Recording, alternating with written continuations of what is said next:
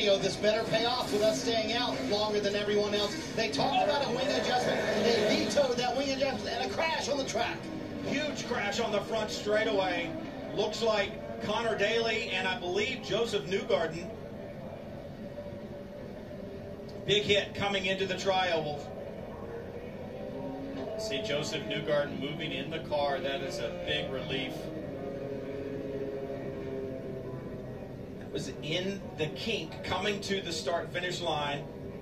Understand that both are talking on the radio, and that is good. There's Connor Daly in his car, massive damage. You see Joseph Newgarden in his, talking to the safety workers when they got there. We never like to see a car go cockpit first into the wall like that. That is terrible. A lot of damage on both of these cars. Are completely destroyed.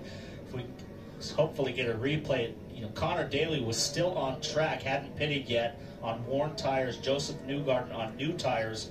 I would assume that Joseph was coming around him, and maybe look at the Connor Daly got loose. Look at the damage to the tub there, where the car slid upside down. That's something we rarely see. Yeah, he's moving around, moving his neck around, so it was, thank God for that, because he was upside down, head first into the wall, helmet first, sliding along the wall, but that car is completely destroyed. And not only was he upside down, helmet first, he had Daly's car pushing him against the wall.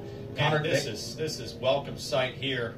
Connor Daly out and walking away from his car. The roll bar on the top, the roll bar on the car did its job. It's smashed up, but it is still intact and there. So, and this is the best thing I've seen in a while. Shaken, obviously, but Joseph Newgarden standing on his own with help from the Home Ultra safety crew, kind of pointing when he got there to his shoulder and also to his head, letting them know that he had had contact.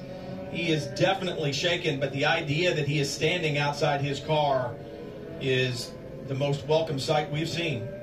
You're in a bit of, you're in shock right now. So look, he's completely in shock. There's not a better safety crew in the business than the Home Ultra safety crew. If you end up in this situation, that's what you want to see when you open your eyes, is these guys in the orange standing there. Adrenaline at that point. All right, let's go back and take a look. Up at the top of your screen, Connor got loose. Oh!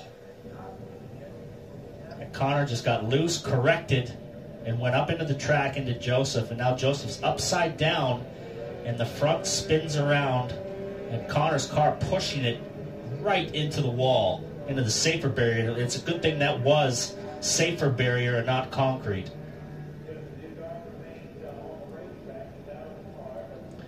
And these two guys are the best of buddies, too. They're best friends. So this is a double hard. Yeah, they came up through the junior formulas together.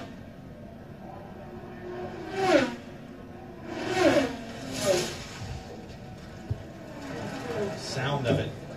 And the violence that you see with which Connor's car snaps. Watch this. He gets loose, and now he's going to correct.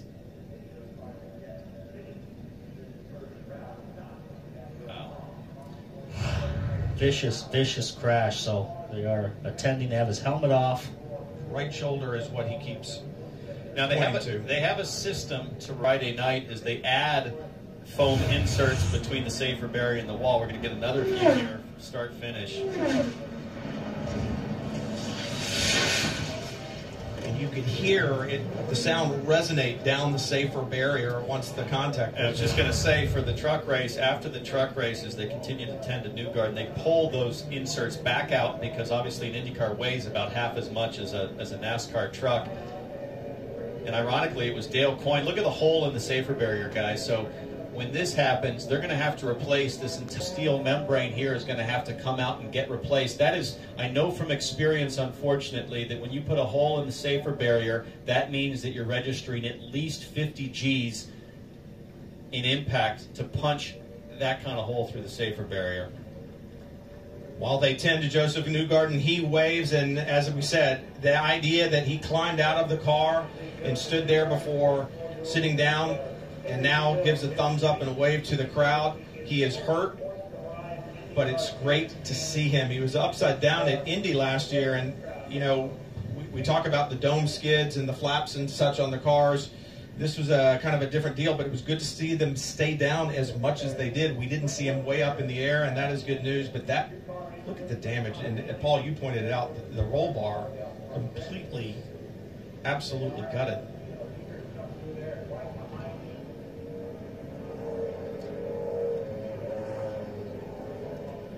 Man, it's been a tough year for Ed Carpenter Racing. They lost 2 chassis at Indy last year, going upside down. New Gosselin. And what I don't think Ryan understands is that all these cars in front of him are going to get sent around the pace car, and he's currently P2, and he was able to go further than anybody else he's racing against. He went